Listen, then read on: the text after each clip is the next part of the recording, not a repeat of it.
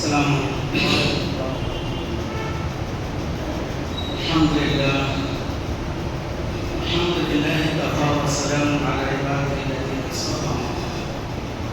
أعوذ بالله من الشيطان الرجيم. بسم الله الرحمن الرحيم. يا أيها الذين آمنوا استعينوا بالصبر والصلاة إن الله مع الصابرين ولا تقولوا أموات بل أحياء ولكن لا تشكرون ولنبلونكم بشيء من الخوف والجوع ونقص من الأموال والأنفس والثمرات وبشر الصابرين. وقال سبحانه وتعالى في موضع آخر: وما خلقت الجن والإنس إلا ليعبدون. وقال سبحانه وتعالى: تبارك الذي بيده الملك وهو على كل شيء قدير الذي خلق الموت والحياة ليبلوكم أيكم أحسن عملا. صدق الله العظيم. وقال رسول الله صلى الله عليه وسلم: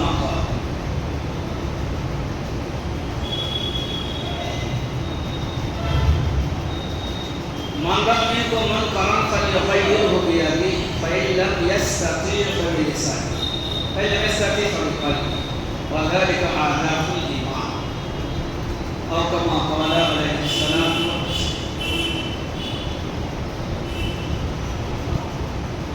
শ্রদ্ধার সম্মানীয় আল্লাহ সুবহানাহু ওয়া তাআলা আমাদেরকে আশুরে হারামের আরবি মাসে প্রথম বছরের প্রথম মাস মুহররম হারাম আজ 8 তারিখ। আজকে আরবির 8 তারিখ, চাঁদের 8 তারিখ। আমাদের সকল মুসলমানের জন্য এটা একটা মুবারক সুন্নাত যে আরবি তারিখ সর্বপ্রথম মনে রাখা। তারপর যে তারিখটা আপনার সুবিধা হবে সেই তারিখে আপনি যে কোনো ব্যবসা বাণিজ্য বিয়ে শাদী যেখানে আপনার দিতে মন যায় আপনি দেন। স্মরণে কিন্তু আরবি তারিখটা রাখা একটা মোকাম্মল সুন্নাত। শুধু আমাদের ভিতরে যে সুন্নাতগুলো আছে সুন্নাত আল্লাহ সাল্লাল্লাহু আলাইহি ওয়াসাল্লামের সুন্নাতগুলো জীবনের প্রত্যেকটি স্থানে পিছিয়ে আছে। তিনি মানুষ ছিলেন, আনা বাশারুন মিসলুকুম, আমি নবী কিন্তু তোমাদের মতো একজন মানুষ। কিন্তু শর্ত আছে যে মানুষের মতো ভেদাভেদ আছে, আমি মানুষ আর একজন মানুষের মধ্যে যেমন ডিফারেন্স আছে। তো নবীদের সাথে সাধারণ মানুষদের সাথে বা বিশ্বের সারা পৃথিবী যেখানে যত বড় দামি মানুষ আছে তাদের সাথে এতটা পার্থক্য আছে, যেমন খালিকের সাথে মখলুকের পার্থক্য আছে। স্রষ্টার সাথে সৃষ্টি যেমন ব্যবধান আছে, ঠিক সেইভাবে নবীদের সাথে আমাদের সাথে এতটা ব্যবধান আছে। কিন্তু বাহ্যিক দৃষ্টিতে ওনারা আমাদের মতোই মানুষ। তাই বলেছেন আনা বাশারুন মিসলুকুম, তোমাদের মতো মানুষ। এবং আল্লাহ তাআলা রাসূলের জীবনের প্রত্যেকটি আমল মকবুল, আল্লাহ নিকটে সেগুলো সব কবুল হয়ে আছে। এই মকবুল তরিকা, মকবুল জিন্দিগি আল্লাহ রাসূলের, যেটাকে মকবুল হাল মানে হলো কি যে হক কবুল হয়ে গেছে। মকবুল জিন্দিগি মানে কি যে জীবন আল্লাহ কবুল করেছেন, পছন্দ হয়েছে। তো আল্লাহ রাসূল সাল্লাল্লাহু আলাইহি ওয়াসাল্লাম মকবুল জীবন, বাবরকত জীবন, পবিত্র জীবন তিনি চান সমস্ত উম্মতে মুসলিমার মধ্যে ওই জীবনই আসুক, আর আল্লাহ ওই জীবনটাই পছন্দ করেন। এমনকি যে হিজরি তারিখ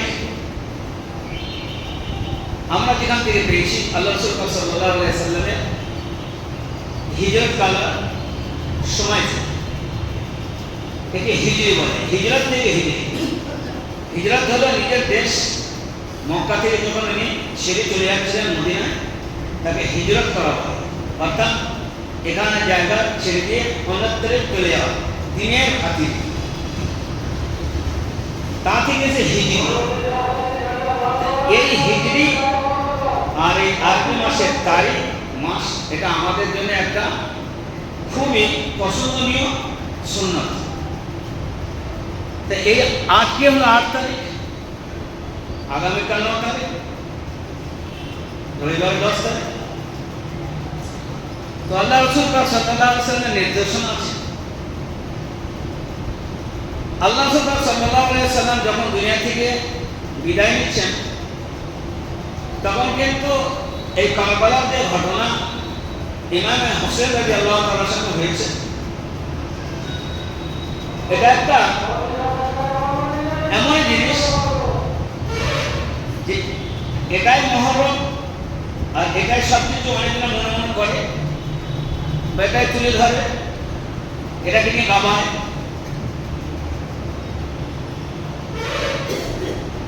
তো এটা নাম মহরম। আল্লাহ রাসূল সাল্লাল্লাহু আলাইহি ওয়াসাল্লাম যখন এসেছেন তখন এই কারণ ঘটেনি, তখনকার নির্দেশনা আল্লাহ রাসূলের আছে। তার মানে মহরম এখন থেকে নয়, মহরম পিছিয়ে গেলে তখন থেকে। বা তারিখ আর মাস যখন থেকে শুরু হয়েছে, তার আগে থেকে এইটা ছিল, হিজরত থেকে হিজরত শুরু হয়েছে। শামসি তারিখ আর কামরি তারিখ, একটা সূর্য দেখে যে তারিখ ফিক্স করা হয় ওটাকে শামসি বলা হয়।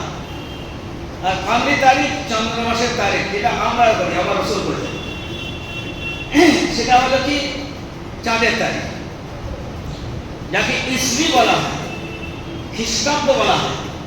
ওটা কিন্তু আমাদের সুন্নতে পড়ে যায় না, যেমন এখন 2025 সাল ওটা। তো রাসূল কারীম সাল্লাল্লাহু আলাইহি ওয়াসাল্লামের জীবন দুনিয়া থেকে যাওয়ার পূর্বেই এই মহরমের মাসের ফজিলত এবং আশহুরে হারাম কাকে বলা হয়, 4টি মাসের নাম আশহুরে হারাম, 12 মাসের বছর, 4টি মাসকে আশহুরে হারাম বলা হয়। অর্থাৎ মহতমিম বিশান, অর্থাৎ খুবই গুরুত্বপূর্ণ সম্মানিত মাস। সেটা হলো রজব, জিলকাদা, জিলহজ আর মুহররম। রজব বলতে রমজানের 1 মাস আগে যেটা আছে, রমজানের 2 মাস আছে, রজব, শাবান, রমজান। অর্থাৎ রমজানের 1 মাস আগে যে মাস আছে রজব বলা।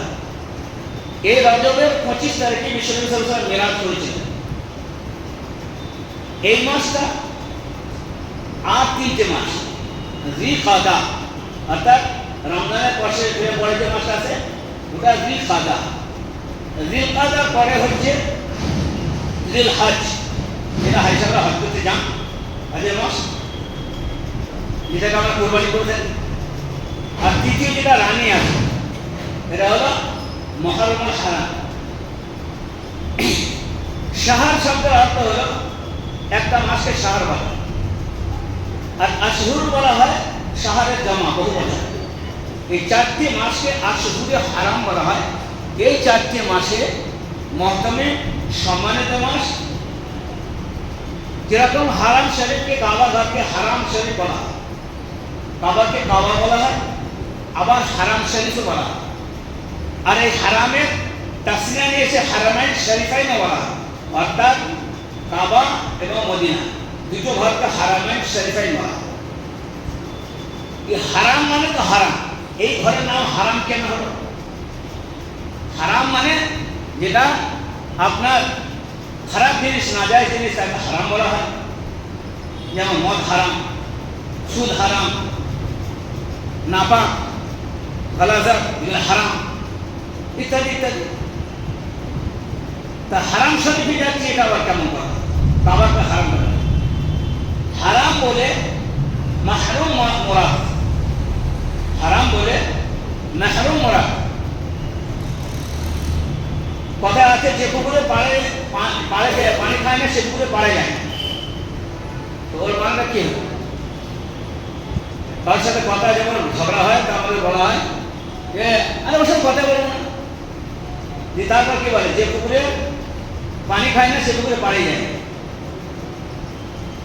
যেমন এই কথাটা, ঠিক তেমনই হারাম শরীফের কথাটা। হারাম বলতে মোরাদ হলো যে কাজগুলো অনেক হালাল আছে, যে এই ঘরে বা অন্য মসজিদে করা যেতে পারে, সেই কাজগুলো ওখানে করা যায় না, হারাম করা আছে। সেই কাজগুলো কাবা শরীফে করা যায় না, সেই কাজগুলো মদিনাতুল মুনাওয়ারায় করা যায় না। এই কারণে এত বড় শান শওকতওয়ালা ঘর, যে ওখানে যেমন কেউ কাউকে কতল করে দিয়ে ছুটে এসে মসজিদ কাবা ঘরে দাখিল হয়ে গেল, ওখানে ওখানে মারা যাবে। পাখি, বকুনি, চিড়িয়া ইত্যাদি সব যা আছে মারা হয়, মানা আছে, তো শান মর্যাদা।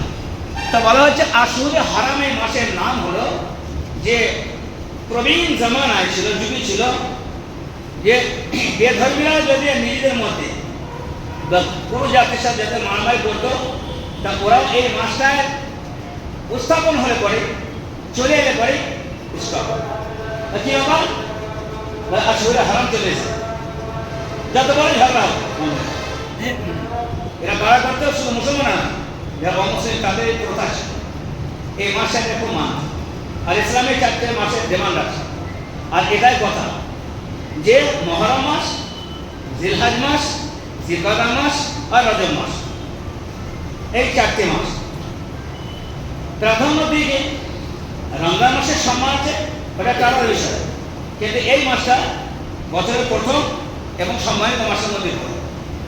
এই কারণে এই মাসে কিছু করণীয় আর কিছু বর্জনীয় আছে।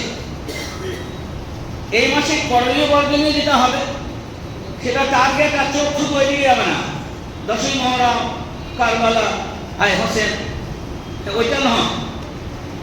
ওটা এরকমই ভাবে যে কার সাথে কথা হচ্ছে, আপনার সাথে কার কথা হচ্ছে, আরে গুরুত্বপূর্ণ কথা হচ্ছে, কথা হচ্ছে, একটা ফোন চলবে, হ্যালো, হ্যাঁ কি বলতে বলুন, হ্যাঁ। এই যে হ্যালোটা এলো, এটা কোনো বিষয় নয়, ওটা একটা চলে এলো ভিতরে।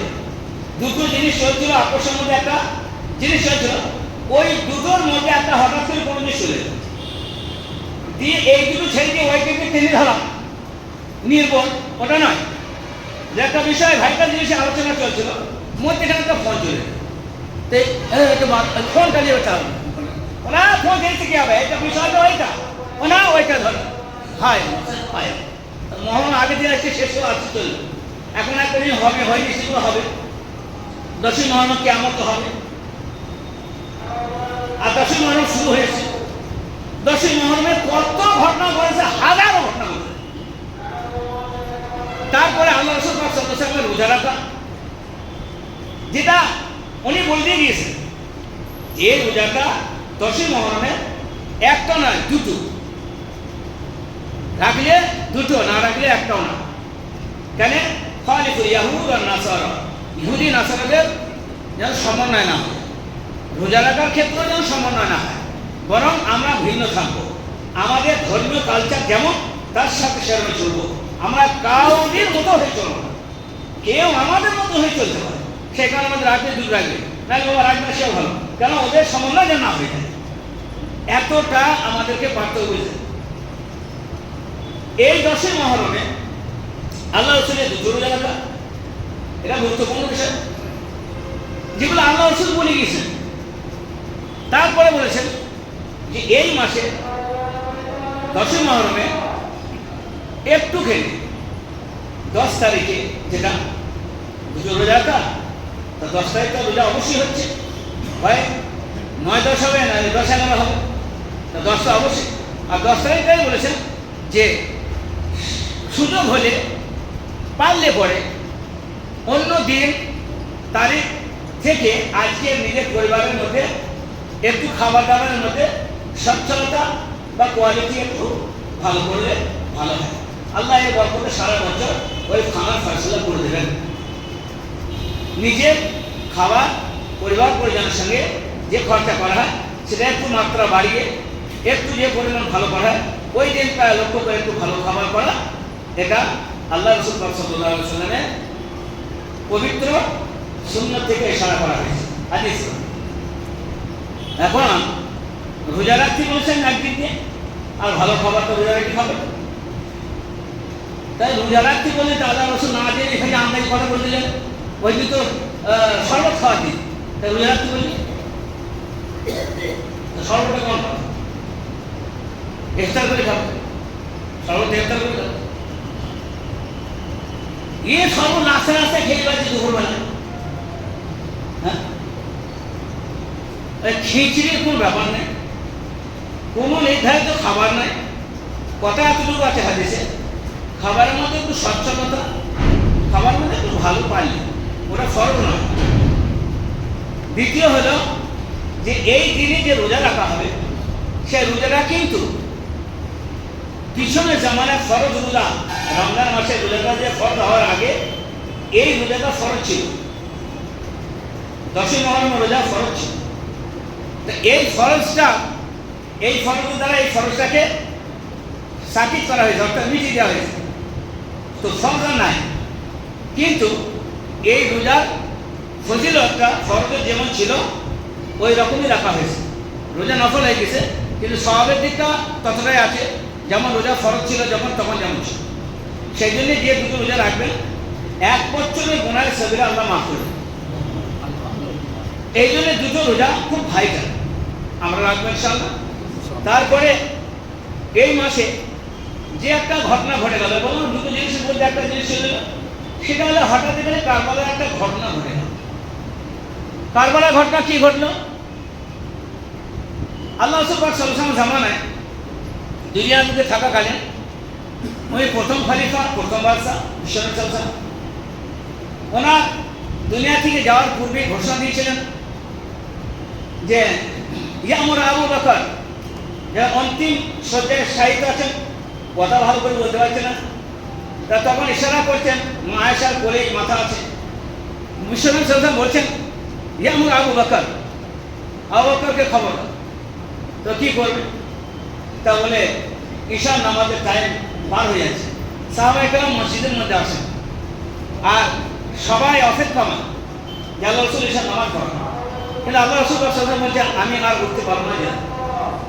একবার চেষ্টা করলেন, উঠলেন, উঠে ওযু করে যাবেন তো বেহুশ হয়ে পড়ে, আবার অজ্ঞান থাকলেন, তারপরে ফের এরকম, তারপরে ফের এরকম। তৃতীয়বারে বললেন আয়েশা তুমি তোমার আব্বা আবু বকরকে খবর দাও, সে আমার মুসাল্লা গিয়ে আমার সাহাবাদের নামাজ পড়ে।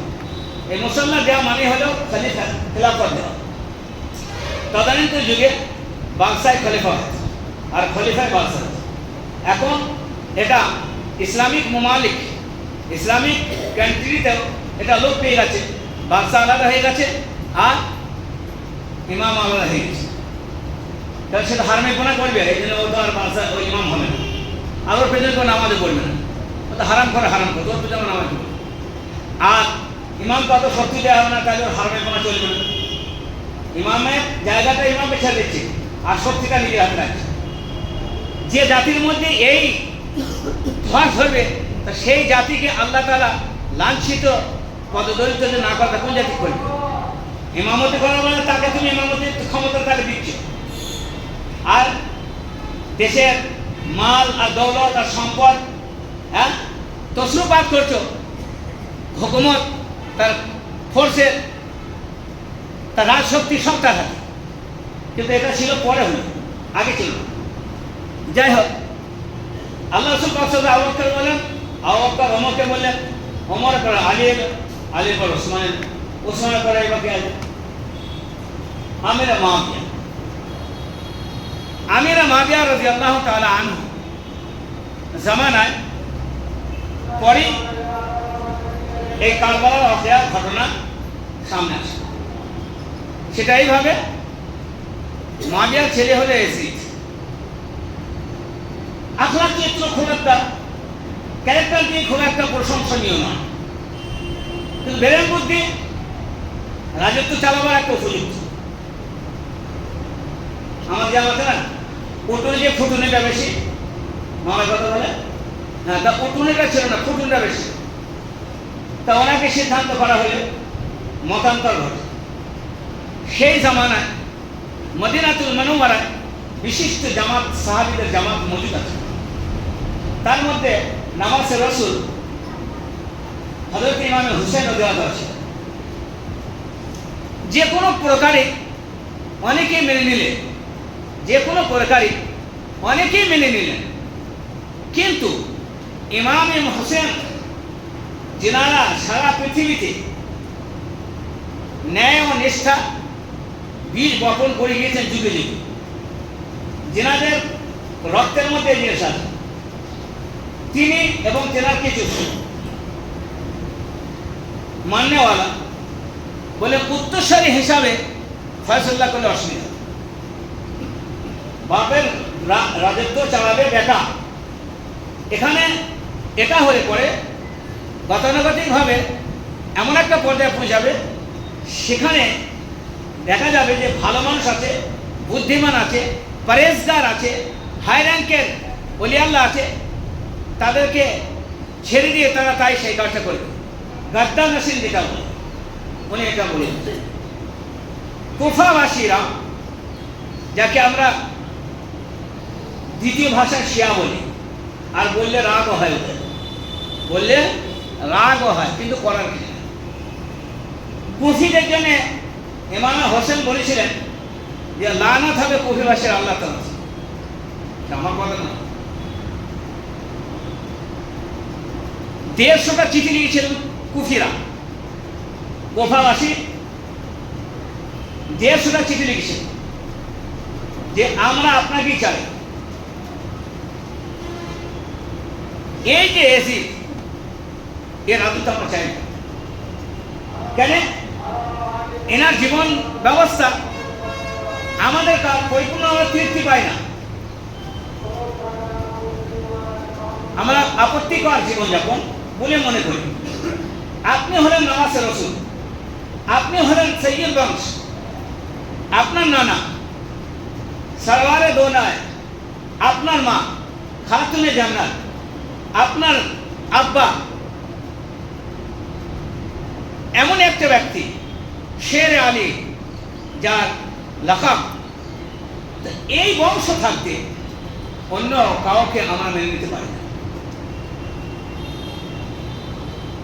এই কথা শোনার পরে হযরতে ইমাম হোসেন রাদিয়াল্লাহু তাআলা আনহু, ওনার নিজ, যেমন হযরতে আব্দুল্লাহ ইবনে আব্বাস, আব্দুল্লাহ ইবনে জুবাইর, প্রখ্যাত সাহাবীদের সন্তান ছিলেন, পরামর্শ করেন যে আমার কাছে এইভাবে খুতুত এসে, অর্থাৎ লেটার এসছে, চিঠি এসছে, আমি একটা হক আর একটা বাতিল, মানুষের সামনে হককে হক আর বাতিলকে বাতিল বোঝানো, বা ইসলাম শরীয়তের এটা বিধি যে হকের কাছে কোনো সময় হককে প্রশ্রয় দেবে না, লুকিয়ে রাখবে না, আর বাতিলকে প্রশ্রয় দেবে না।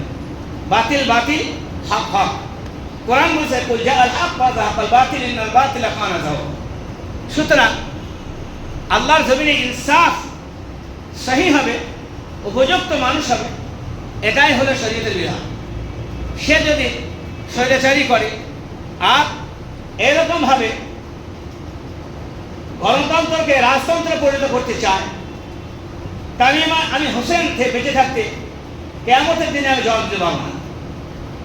এর তোমরা যদি সবাই ভয়ে থাকো বা বিরুদ্ধে না করো, তা আমি আমার জীবনের শেষ নিঃশ্বাস পর্যন্ত বিরোধিতা আমি করব। তাতে করে দুনিয়ার বুকে এই শিক্ষা আর এই সবক আর এই হিস্ট্রি হয়ে থাকবে যে ইমাম হোসেন যে জানটা দিয়েছিলেন, সেটা নিজের জন্য নয়, রাজত্বের জন্য নয়, বা রাজতন্ত্রকে বজায় রাখার জন্য, কোনো গণতন্ত্র আর জাতির আর শরীয়তের যে বিধান, সেটাকে প্রচলন রাখার জন্যে এবং হককে প্রতিষ্ঠিত করার জন্যে, বোঝাবার জন্য আমি করছি। কিন্তু সমস্ত সাহাবা মানা করেছে। এই কারণে মানা করেছিলেন যে কুফাবাসীরা তোমার আব্বার সঙ্গে, তোমার ভাই ইমামে হাসানের সঙ্গে যে দুর্ব্যবহার করেছে, তাতে করে স্পষ্ট বুঝতে আর বাকি নাই। তারা চিঠি দিতে পারে, তাদের চিঠি দেওয়া, তাদের ভাব ও ভঙ্গি ইশারা যে রকমই থাক না কেন, আমরা বিশেষ বিশেষ সাহাবী বলেন এই সফরে আপনার রক্তাক্ত হওয়া দেখছি আমি, আপনাকে মানা করছেন না, বললেন না হকের বিরুদ্ধে বাতিলের বিরুদ্ধে হক লড়াই করবে, তা আপনি যতই মানা করেন আমি কিন্তু এটা প্রতিষ্ঠিত হতে হবে। তা বলে তাহলে যদি যান তা আপনি একা যান, আপনি কিন্তু এই বাচ্চা কাচ্চা ছেলে মেয়ে ছেলে সব নিয়ে যাবেন। বলে না, সপরিবারে যাওয়ার পর যে অবস্থা ঘটলো সেটা আমাদের সকলের সামনে কম বেশি আসে সময় শেষের দিকে, কখনো সময় পেলে সেটা বলা হয়। কিন্তু সেখানে হককে প্রতিষ্ঠিত করার জন্য গিয়েছিলেন হযরত ইমামে হোসেন রাদিয়াল্লাহু যখন যাওয়ার আগে নিজের সাধ্য মতো যে কাজগুলো একটা বুদ্ধিমান, একটা শিক্ষিত মানুষ, একটা দূরদর্শিতা রাখনেওয়ালা মানুষ যা করেছে সেটা হলো কি, মুসলিম বিন আকিল চাচাতো ভাই, ওনাকে বললেন যে সার্ভে করো, ওই জায়গাটা একটু পর্যবেক্ষণ করো, তুমি আগে যাও। ওরা যে আমাকে এত আহ্বান করছে তার পেছনে কারণটা একটু দর্শাতে হবে। উনি গিয়েছেন, সেখানে যাওয়ার সাথে সাথে বুঝতে পেরে যে প্রতিনিধি হিসাবে পাঠানো হয়েছে, কুফিবাসীরা একবারে অন্তর ঢেলে দিয়ে স্বাগতম আর অভ্যর্থনা আর খাওয়ার ব্যবস্থা, আরামের ব্যবস্থা সব ভরপুর। মানুষ ভাবতে পারবে মুনাফিক হতে হবে, তবে মুনাফিকই চাল বুঝতে হবে।